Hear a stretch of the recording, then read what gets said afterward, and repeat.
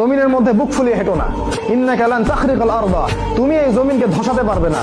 ওয়ালান তাবলুগাল জিবালা তুলা, আর পাহাড়ের উচ্চতায় কখনো পৌঁছাতেও পারবে না। কি কথা! জমিনে অহংকার করে হেঁটো না বুক ফুলিয়ে, কারণ তুমি এই জমিনটাকে ধসাতে পারবে না, আর তুমি পাহাড়ের উচ্চতায় কখনো পৌঁছাতে পারবে না। সূরা বনী ইসরাঈল পড়ে দেখেন। শোনেন, আল্লাহ পাক আপনার মনের কথা জানেন, আপনি কোন কাজ কোন উদ্দেশ্যে করছেন আল্লাহ পাক জানেন।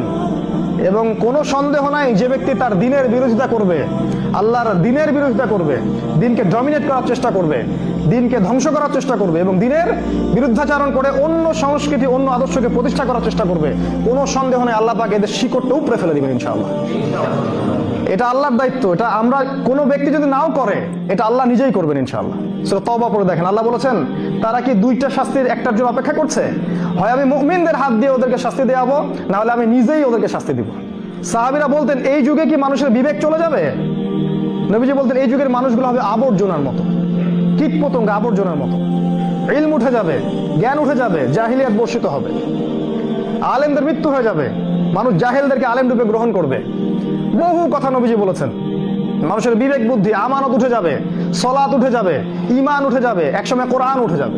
কোরআন মানুষ পড়বে, কোরআনের মর্ম তার গলার নিচে নামবে না। মানুষ মদ খাবে, হালাল মনে করে খাবে, জেনা করবে, হালাল মনে করে করবে, আল্লাহ বিরোধী শরিয়া কায়েম করবে, হালাল মনে করে করবে। এগুলো শেষ জামানার সাইন নবীজি বলে গেছেন। প্রচুর ভূমিকম্প হবে, প্রচুর মহামারী ছড়াবে, সময় সংক্ষিপ্ত হয়ে যাবে, মানুষের দিন চলে যাবে একটা ঘন্টার মতো, মাস চলে যাবে একটা সপ্তাহের মতো, একটা বছর চলে যাবে একটা মাসের মতো। চারিদিকে ফিতনা এমন ভাবে ছড়াতে থাকবে, একটা ফিতনা মালা ছিঁড়ে গেলে যেমন করে পড়তে থাকে পুঁতিগুলা, ওইভাবে ফিতনা ছড়াবে। প্রচুর হত্যাকাণ্ড হবে, চারদিকে খালি জিনা, ব্যভিচার, হত্যা, খুন, ঘুষ, ধর্ষণ, দুর্নীতি ছড়ায় যাবে সমাজে। এলা আখিরুজ জামানের সাইন, শেষ জামানের।